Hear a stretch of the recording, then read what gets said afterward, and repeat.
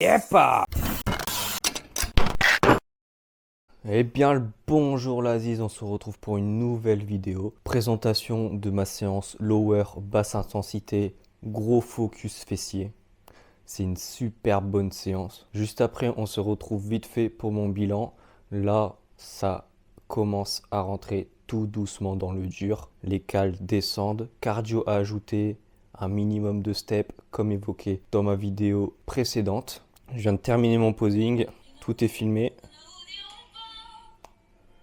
Ensuite, place au repas. Petite correction. J'espère que la vidéo va vous plaire. Bon visionnage l'Aziz.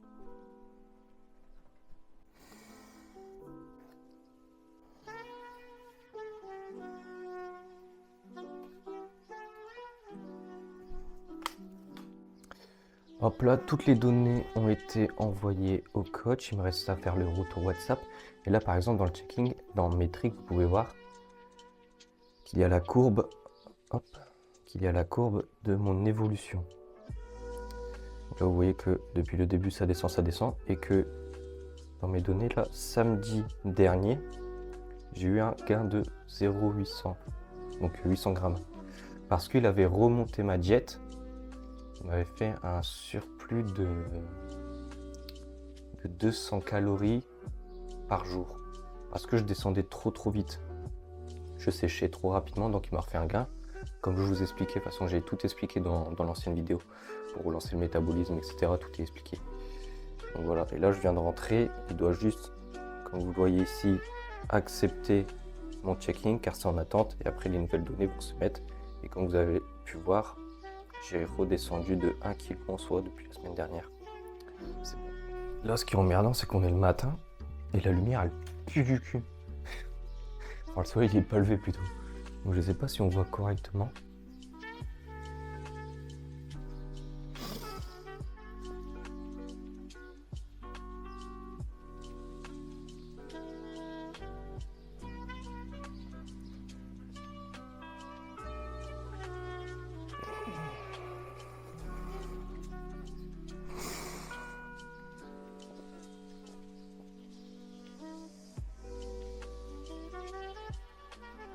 Après, j'avais acheté une lampe comme ça, vous voyez.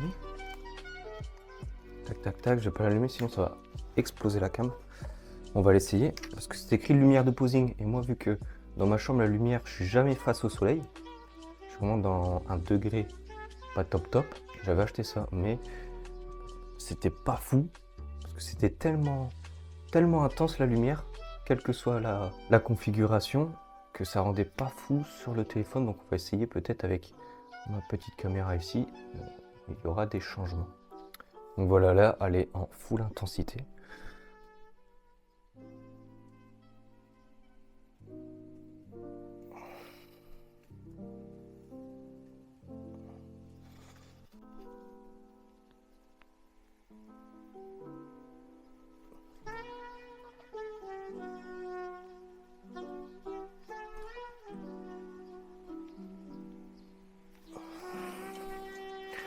On verra après, regardez. Je suis white. Après, j'ai fermé carrément le volet, sinon les deux lumières, ça rend pas ouf. On va voir ça sur la plateforme de montage tout à l'heure. On se retrouve au gym. Séance lower, basse intensité cette fois-ci. Ça va partir sur des grosses fentes bulgares en premier exercice. 6 répétitions par jambe, 3 séries, 3 minutes de repos. Ça va chier. Échauffement articulaire, mobilité comme dans la séance lower haute intensité que vous avez vu normalement. Ensuite monter en gamme, puis on se retrouve pour la série effective.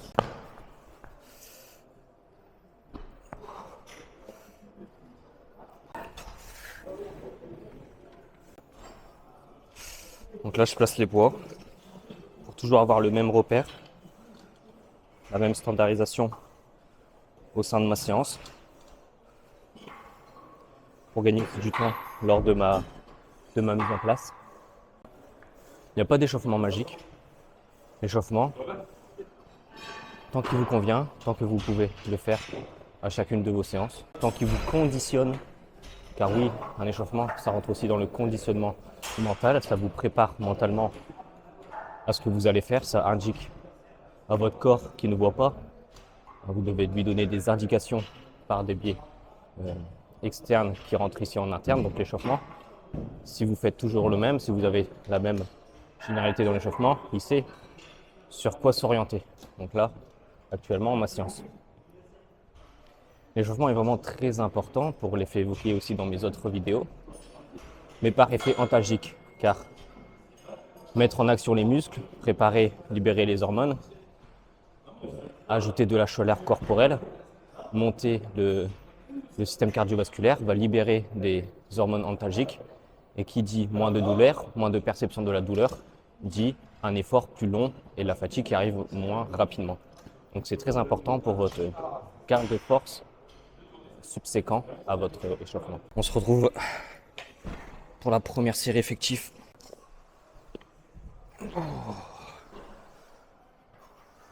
Commencez toujours par votre jambe la plus faible. Ok. Bon. Bon. Bon. Bon.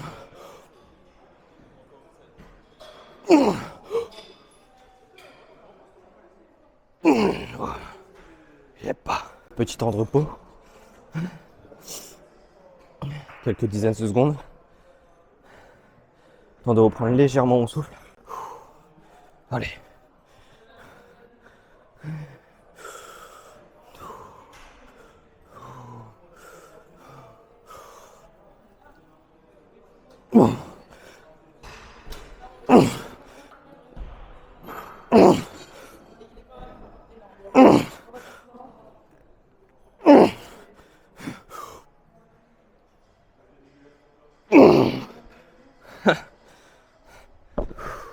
C'est bon ça.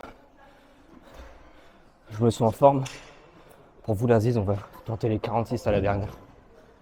Là on va passer au 44. Full amplitude. Le genou touche au sol. Standardise. Boum, concentrique. La deuxième, c'est tellement un effort important que mon cœur n'est même pas redescendu en BPM. La troisième série, je peux vous dire qu'il est vraiment costaud.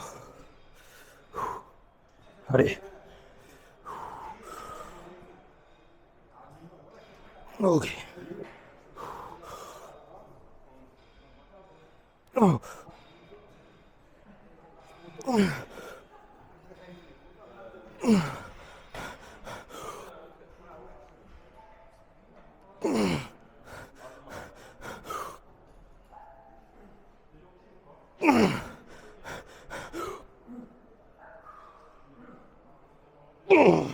Waouh. Respiration lente pour essayer de faire redescendre ce BPM. Ok.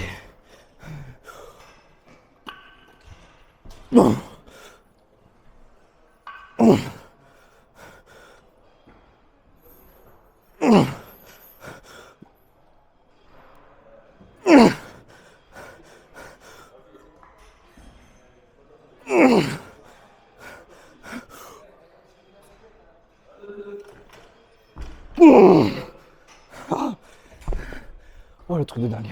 Vous voyez que lorsque je suis en bas, j'ai pas de flexion au niveau de mon genou à 90 degrés. J'ai fait exprès de avancer mon pied au niveau de mon positionnement pour avoir une flexion de genou plus importante et ainsi recruter mes quadriceps un peu plus que si j'avais ici un angle de 90 degrés au niveau de mon genou en bas du mouvement. Comme ça me permet de faire un rappel quadriceps de ma séance du lundi. Là vous voyez, première semaine, j'ai fait une série à 40, deux séries à 42 et ensuite l'autre couleur c'est une autre semaine. Une 40, une 42, une 44, deux 42, une 44 et là aujourd'hui je fais une 42, je viens de faire la 44, je vais faire la 46 juste après, donc là c'est une première. J'espère je vais pas mourir. Allez la ziza. Oh putain, ça fait flipper. J'ai peur maman. C'est pas normal. On veut tous un gros fion.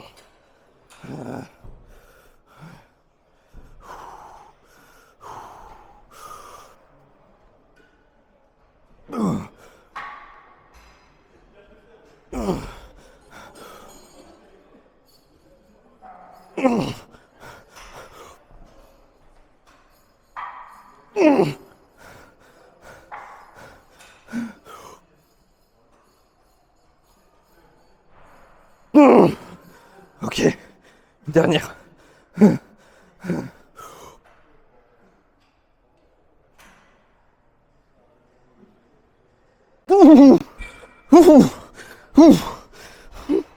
Oh putain, Jésus revient. Oh, parmi les siens. La jambe la plus faible a été faite là. Oh mon dieu. Allez, assise. Ok.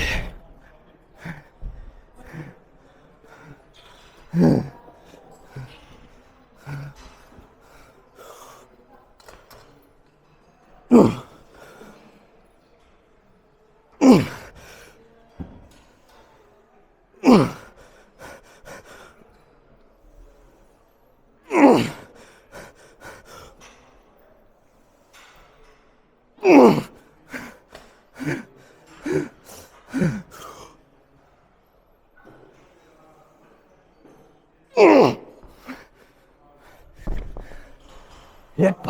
Oh, facile, hein. No soucis. Deuxième exercice, on va être en superset, hip thrust, avec les solaires au niveau des mollets. 8 reps, 8 reps, 3 séries, 3 minutes de repos. Une montée en gamme, c'est tout. Et après, boum boum, j'envoie.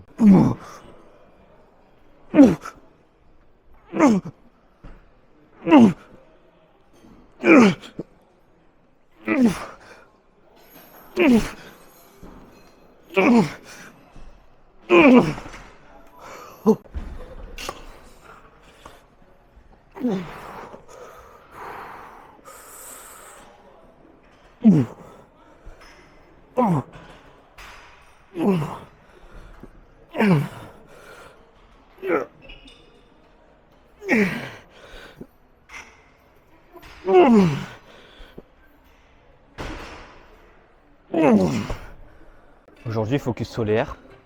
Donc dès que vous allez avoir les genoux à 90, comme ici sur la machine, les gastrocnémiens vont être en position raccourcie. Donc ils ne vont pas pouvoir être étirés dans une bonne tension longueur et émettre de la force par ce fait-là. Ce qui fait que ce sera vos solaires qui vont prendre le relais, qui vont avoir un rôle plus important sur ce mouvement. Parce que les gastros sont rattachés au niveau de votre fémur, ce qui fait qu'ils sont polyarticulaires. Et c'est pour ça que lorsque vous avez une flexion au niveau de votre genou, ils sont raccourcis et moins sollicités sur ces mouvements. Deuxième série, là on garde le même poids. L'objectif pour moi, c'est de faire les 3 séries avec le même poids.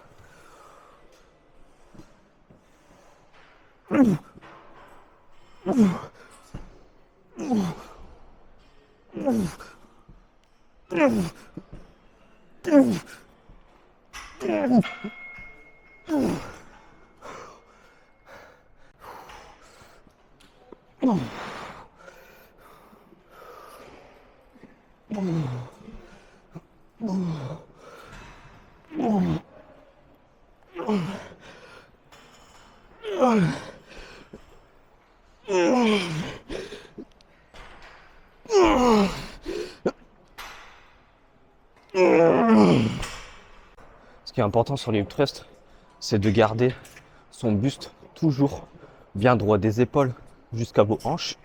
Vous devez maintenir cette ligne droite, pas casser au niveau de vos érecteurs jurassiques. Le tronc doit toujours être bien contracté, sinon la tension ne va pas bien se placer dans vos fessiers, mais ça va être réparti et vous pourrez alors établir moins de force parce que votre tronc sera moins solide.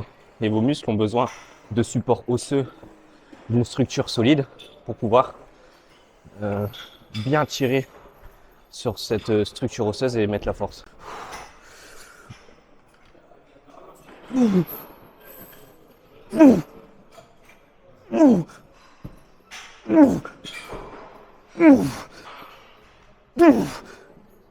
Too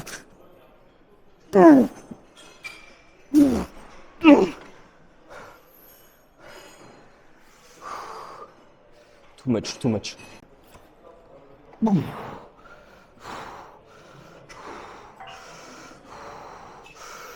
Allez.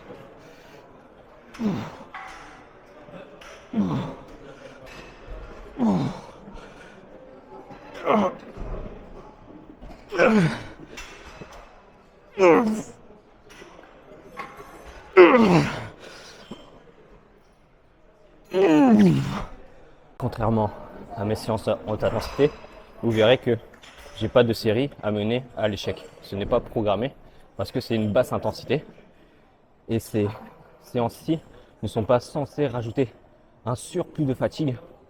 C'est des séances qui sont faites pour travailler les muscles qui n'ont pas été travaillés sur mes hautes intensités, aussi faire un rappel de mes muscles de mes premières séances et surtout des séances qui sont faites aussi pour la prophylaxie, réduction des blessures, tout ce qui est muscles profonds, muscles stabilisateurs. On s'entend bien sûr selon les mouvements, mais bon, les muscles profonds sont souvent stabilisateurs au niveau des articulations. Donc voilà, tout ça sur ces séances en basse intensité. Troisième exercice, on a des kickbacks à la poulie, enchaînés avec des adducteurs, donc en superset. 10 reps, 10 reps, 3 séries, mais là, 1 minute 30 de repos. Les gros exercices ont été faits, là on enchaîne avec des plus petits muscles. On va rechercher plus le moyen petit fessier en ouvrant la hanche en fin de mouvement.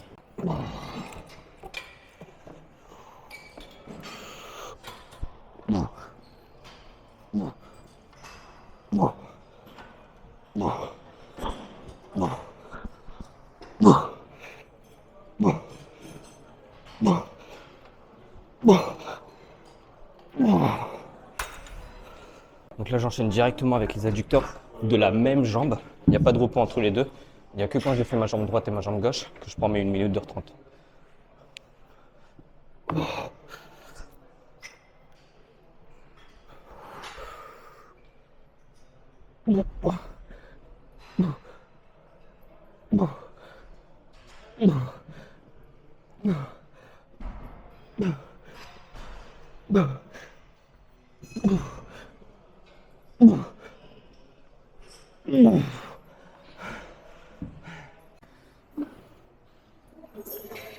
L'exercice que vous avez vu aux adducteurs, c'est pas le plus pratique à mettre en place, mais bon, moi ça me dérange pas. Ça rajoute un étirement différent, une contraction différente, un stress différent pour le muscle.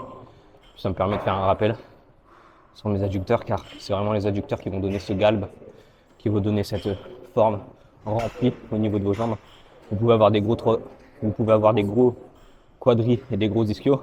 Si au milieu de vos jambes vous avez un trou, un vide, un espace, donc franchement, c'est pas du tout esthétique et harmonieux. Deuxième série, je vous filme qu'une jambe par jambe. Première série, j'ai filmé la jambe droite. Là, je vous filme la jambe gauche. Sinon, ça va être un peu long au niveau des rushs.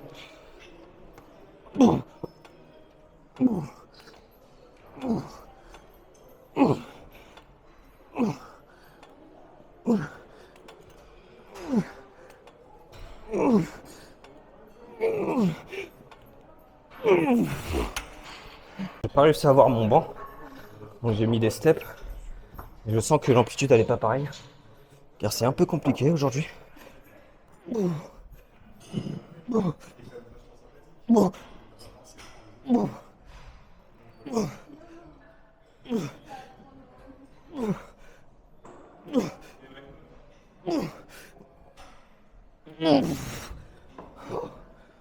Ok. Là, exercice plus de prophylaxie, parce que mis à part les adducteurs qui travaillent, vous avez aussi tout l'ensemble de votre gainage côté latéral. Donc il y a aussi vos obliques, ce qui fait que ça permet au corps d'établir une meilleure connexion, d'établir un meilleur gainage, de travailler son question abdominale pour vos gros exercices principaux. Donc ça, c'est des exercices que j'appelle ici complémentaires, mais aussi de prophylaxie pour réduire les blessures et être plus compétent, être plus fort sur vos gros mouvements. Ok, dernière série. Là aussi, je tente un poids que j'ai pas fait la semaine dernière. Je sais que la série juste avant était costaud. Ok.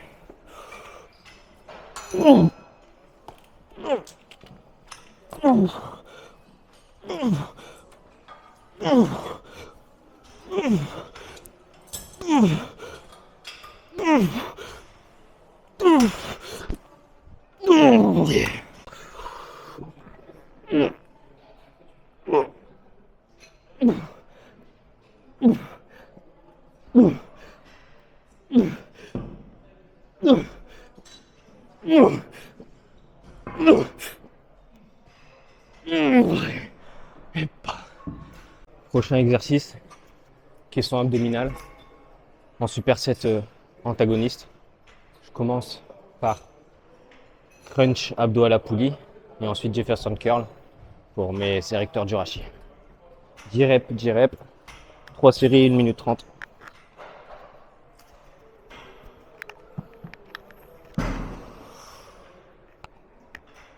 Oh.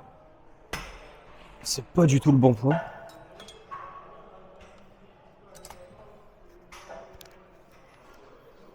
Ok, on y retourne.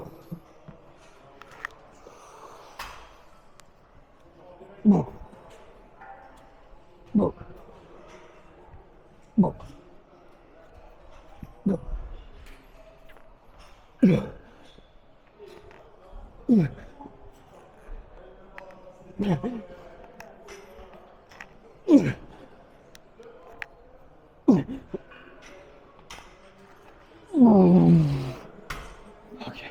L'objectif ici est d'avoir les jambes le plus tendues possible sur tout le mouvement. Et de bien rouler.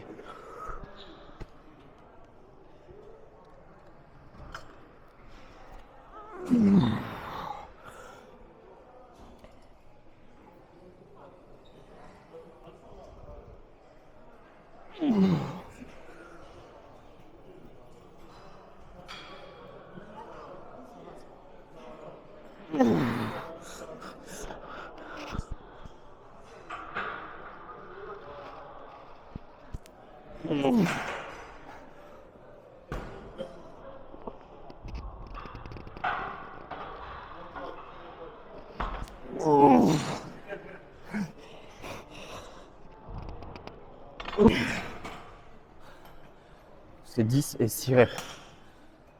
Autant pour moi. Deuxième série.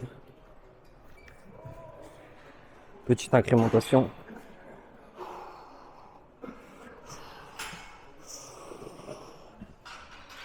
Bon. Bon. Bon. Bon. Bon. Non. Non.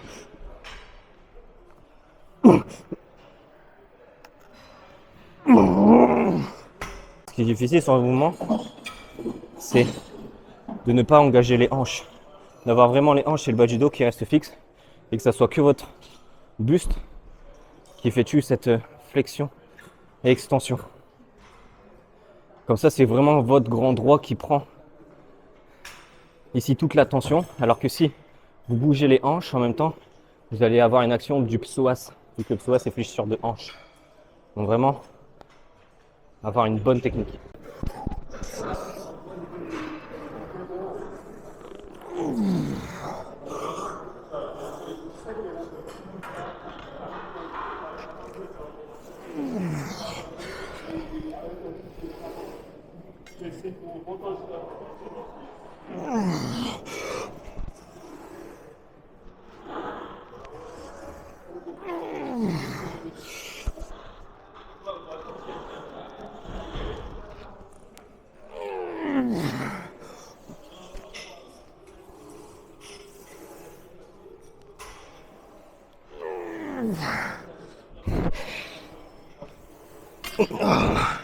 Ok, la dernière.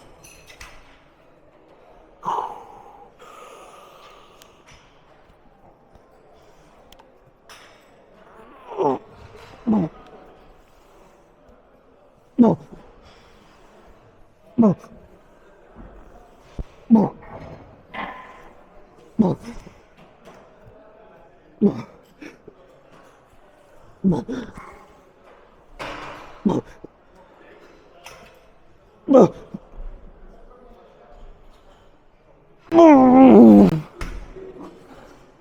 Ah, ça brûle.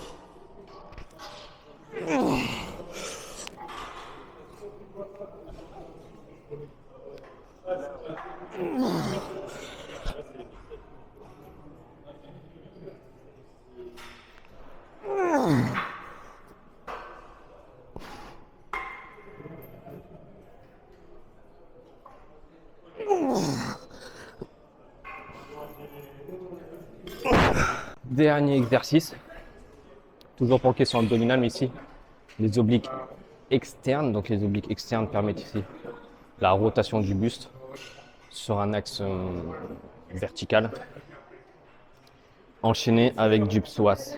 Donc toujours en superset, et cette fois-ci 10 et 10 répétitions. Je vais filmer que un côté par série. On est parti.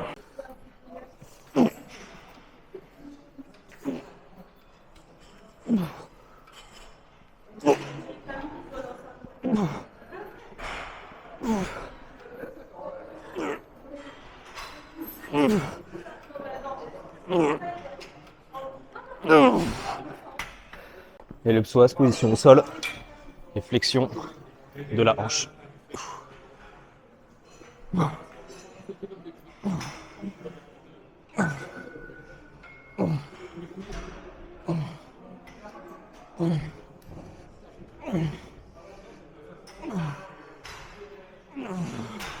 Là, j'effectue de cette façon avec le genou aussi en flexion lorsque je contracte mon psoas. Car si j'avais ma jambe totalement tendue, il y aurait aussi mon droit fémoral qui rentrerait en jeu. Donc là, pour éviter cela, vraiment concentrer le travail sur le psoas, flexion de genou en même temps que la flexion de hanche.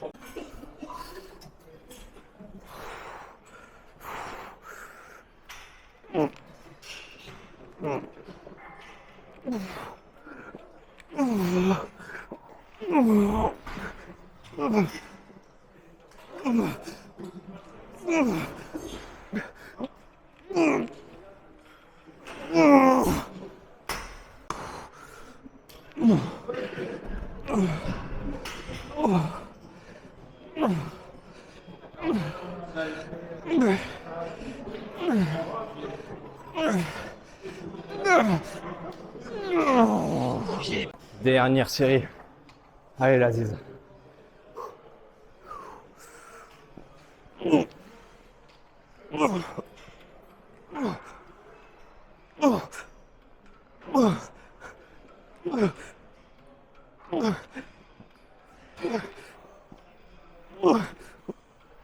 Oh yes.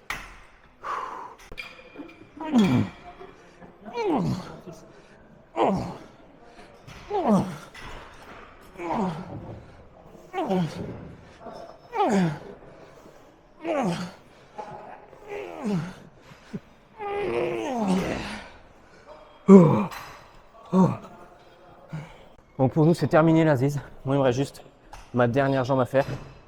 Et puis on se retrouve tout à l'heure. On se retrouve. Je suis tout mouillé. Je viens de rentrer. J'ai fait quelques steps.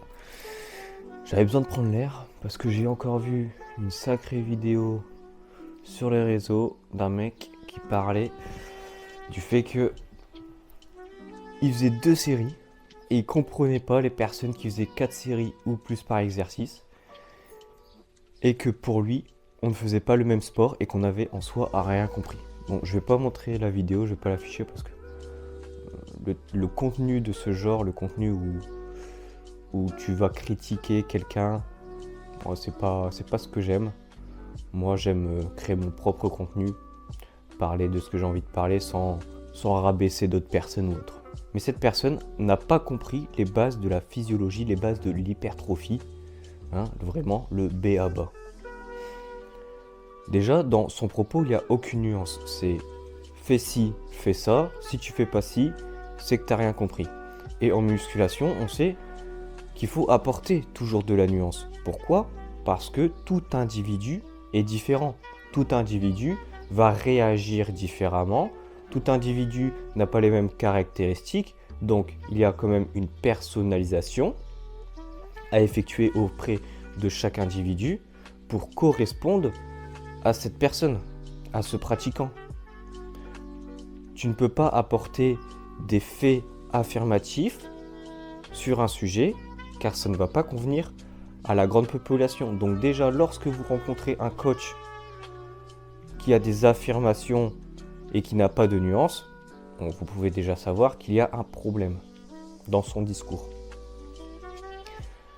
Ensuite, ce coach-là mettait en avant le fait de la haute intensité et d'un volume très faible et que pour lui, les 2 séries suffisaient par exercice, peu d'exercices, peu de séries, donc grosse intensité mais très peu de volume pour prendre du muscle. Des séries aussi avec un nombre de répétitions assez court, souvent c'est des 6-8, 8-10, en top 7, back off 7. On sait maintenant que là actuellement c'est la mode des méthodes linéaires incrémentales, celle qui est utilisée par la plupart en salle. Moi personnellement j'utilise une méthodologie qui est différente, qui est la méthodologie montée en charge par bloc ondulatoire. Donc c'est une approche tout autre où on a du volume, de l'intensité, de la prophylaxie et d'autres axes qui permettent vraiment d'avoir un travail global, mais surtout un travail qui va vous apporter une longévité dans le sport, dans cette pratique de body plus précisément. Parce que le plus important, c'est de durer dans le sport et non de faire une courte période où peut-être vous allez faire comme le coach dit, max d'intensité, avoir des bons gains, etc. Mais au final, durer que quelques mois ou quelques années. Non, une personne qui va vraiment avoir un développement musculaire et atteindre son potentiel physiologique, corporel, musculaire, c'est une personne qui va durer dans le temps, avoir une progression, un suivi, quelque chose d'adapté à lui et qui lui permet d'accéder à du long terme. Voilà. Enfin, ça, c'est dit, les bases sont mises. Donc on va parler de cette fameuse intensité et très bas volume. Déjà, il faut savoir que dans les bases de l'hypertrophie, pour qu'une fibre subisse un stress qui est optimal pour l'hypertrophie, pour qu'elle se développe, pour qu'elle s'adapte, il faut qu'elle soit stimulée et fatiguée. Ça, c'est 2 axes qui sont différents. Fatigué, volume, stress, on va dire métabolique, et stimulé, intensité, stress mécanique. Bon, on sait très bien que dans le stress mécanique, ça regroupe aussi le stress métabolique. Mais pour visualiser, pour vous parler de sujet, ça va être plus facile de différencier stress métabolique et stress mécanique. Sur le stress mécanique, je mets vraiment des facteurs qui sont plus neurologiques, nerveux. Et sur le stress métabolique, je vais plus rechercher ce volume, un épuisement des stocks d'énergie cellulaire sur une période, sur une filière qui est un peu plus lactique en quelque sorte. Enfin ça c'est des grandes lignes. Mais partons du principe qu'une fibre doit être fatiguée et stimulée.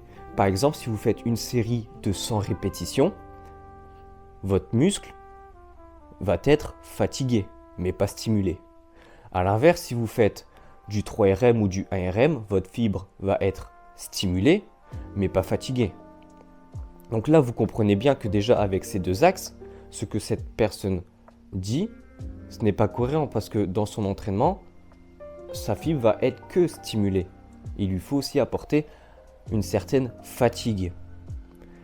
Les cellules vont réagir par ce stimulus nerveux, mais aussi par le manque d'énergie intracellulaire qui va provoquer un stress vraiment optimal pour le développement. Je ne rentre pas trop dans les détails, je reste assez bref pour que la compréhension soit totale.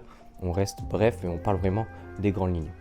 On sait aussi que pour le développement d'un muscle, toutes les fibres doivent être stimulées, fatiguées. Si vous faites un exercice qui comporte 2 séries, on sait que le corps recrute en premier temps certaines fibres et lorsque ces fibres sont fatiguées, stimulées, sont recrutées, il va en recruter d'autres. Mais avant que ces fibres soient pleinement recrutées, il ne va pas en recruter d'autres. Parce que le corps, il est toujours en mode survie. Tout ce que le corps met en place, tout ce que le corps fait, c'est pour sa survie et non pour sa performance totale. Il met déjà en avant sa survie, mais sa survie que vous allez stimuler va développer aussi ses performances. S'il était basé que sur les performances, sur votre mouvement, il recruterait 100% de ses fibres, tellement l'intensité serait intense que ça pourrait venir casser vos os. Mais non, le corps fait au maximum pour dépenser le moins d'énergie, mais pour répondre à votre demande. C'est comme quand vous arrêtez la musculation, les muscles demandent trop d'énergie par rapport à la demande, donc il fait quoi? Il les catabolise, il les dégrade. Voilà, donc toujours la survie la plus optimale pour votre corps. On en revient aux muscles. Donc, le corps utilise un certain nombre de fibres en premier. Lorsqu'ils sont recrutés, hop, il en recrute d'autres. Si vous effectuez que 2 séries, les premiers fibres qui ont été recrutés, peut-être qu'ils vont être pleinement fatigués, stimulés, mais les autres non. À ce moment-là, vous allez passer à un autre exercice et ça va être le même cas. Et il y aura toujours une minorité de fibres qui ne vont pas être sollicitées. C'est pour ça qu'un certain nombre de séries est aussi important par exercice pour fatiguer les premières fibres qui sont recrutées et aller chercher les autres fibres qui n'ont pas été sollicitées. Comme ça, vous avez vraiment une fatigue globale de votre muscle. Donc il n'y a rien de déconnant, c'est totalement acceptable de faire 4 séries par exercice. C'est même plus bénéfique pour vous d'aller chercher un volume plus important, comme je vous le répète depuis tout à l'heure, pour avoir vraiment ce recrutement global. C'est pour ça aussi qu'il est conseillé de faire plusieurs exercices avec des étirements et une ligne de force, un mouvement différent, parce que cette ligne de force va venir chercher des fibres différentes dans votre corps. Donc si on part de ce principe-là, il faut que l'exercice que vous êtes en train de faire soit effectué dans sa globalité. C'est pour ça qu'avant de passer à un autre exercice, il faut que le mouvement et la ligne de force des fibres qui sont recrutées soient pleinement effectués pour ne pas laisser des fibres sans stimulation. Mais ce qui est marrant, c'est que lorsque vous allez dans des salles de bodybuilding, lorsque vous discutez avec des personnes là, ils ne seront pas du tout de cet avis de faire 2 séries par exercice. Les gros body font un volume de zinzin parce que ce qui est a toujours marché et on ne réinvente rien. Un autre fait que je trouve marrant aussi, c'est lorsque vous faites du body, lorsque vous faites de la musculation, vous venez à la salle dans quel but? Généralement, vous venez à la salle dans un but d'acquérir un certain volume musculaire. La vidéo aurait juste pu s'arrêter à cette phrase-là, volume musculaire. Et qu'est-ce qu'on fait pour avoir un volume musculaire? Il faut avoir un certain volume. Parce que le fait d'amener un gros volume, le corps va développer des réponses anaboliques, métaboliques pour pouvoir encaisser, pour pouvoir tamponner, pour pouvoir accumuler ce volume. Et comment on fait pour accumuler un gros volume? Eh bien, il faut avoir de base un gros volume. Mais ensuite, je ne dis pas que le fait de faire 2 répétitions, full intensité, avec un range rep, avec une tranche de répétition faible, est mauvais. Non, je dis que baser que son entraînement, tous ses exercices, que sur cette vision d'état, là, sur le long terme, ça peut vous amener à un certain plafond. Parce que le corps peut aussi s'adapter, arriver à ses barrières physiologiques, parce que l'effort sera toujours le même et qu'il a besoin de stimulus différents pour dépasser ses barrières physiologiques et pouvoir casser ce plafond de verre. L'intensité est bien, le volume est bien. C'est des outils qui sont différents, qu'il faut amener ensemble, qu'il faut assembler dans son entraînement. Un extrême n'est jamais bon, mais les extrêmes de chaque côté développent un certain équilibre et là, c'est correct pour votre entraînement. Moi, dans ma méthodologie, j'ai des blocs qui sont axés sur l'intensité, sur le stress mécanique pur, sur le bloc nerveux, et j'ai des autres blocs qui sont axés que sur l'effet plus métabolique, plus prévention, prophylaxie, avec plus de volume. Et le fait de faire un bloc va pouvoir accéder à des adaptations, accéder à des barrières physiologiques que je vais pouvoir dépasser. Parce que le corps, en quelque sorte, il ne va pas avoir le temps de s'adapter à ces nouvelles contraintes. Le corps, sinon, il va rester dans sa zone de confort. Et c'est ce qui peut arriver si vous faites toujours le même format, sans une certaine périodisation, sans une certaine programmation bien adaptée. Donc j'en reviens à ce fait de volume et volume musculaire. Si vous apportez dans votre entraînement que une intensité avec très peu de volume et un nombre de reps assez faible, comme ce qui est souvent préconisé, vous allez plus développer des facteurs nerveux, devenir fort. Mais nous, ce qu'on recherche dans le body, en musculation, c'est développer un certain volume. C'est bien d'être fort, oui, c'est un outil qui est très utile, mais il n'y a pas que ça. Parce que vous regardez certaines personnes en SBD, ils ont un physique qui n'est pas du tout en rapport avec les charges qui poussent. Par rapport aux charges qui poussent, leur physique, jamais tu te serais dit « Waouh, lui, il pousse autant de kilos ». Non, parce que les facteurs nerveux ne développent pas concrètement de la masse musculaire. Un petit peu, d'accord, mais principalement, ça développe vos capacités du système nerveux central et périphérique. Si vous faites que cet entraînement-là, oui, vous allez devenir fort, vous allez avoir cette impression de gagner du muscle par la nouvelle force que vous allez avoir, mais cette force ne sera pas réellement la résultante de votre masse musculaire. On le voit très bien avec l'exemple que je viens de vous citer. Je peux aussi prendre un autre fait, ça va être les deux types de fibres. Vous avez les fibres de type 2 et les fibres de type 1. Intensité, fibre de type 2, volume, fibre de type 1. Sachant que nous avons plus de fibres de type 1 et qu'ils ont aussi un taux d'hypertrophie comme les fibres de type 2, il est tout autant judiciable de les travailler. Et c'est pour ça d'ailleurs que les bodybuilders ont une grosse masse musculaire, parce que les fibres de type 1, c'est ce qui développe le plus avec le volume qu'ils apportent au fil des années. Et par rapport aux haltérophiles, parce que dans les deux types professionnels, ils sont tous les deux dopés. Donc on part d'une base similaire. Vous voyez bien que les haltérophiles, qui ont un développement plus grand des fibres de type 2 parce que eux c'est intensité maximum, sont moins musclés que les bodybuilders parce que les bodybuilders, eux ce qu'ils développent en premier, ce qu'on développe en premier nous, c'est grâce au volume des fibres de type 1 qui sont plus présents dans les muscles.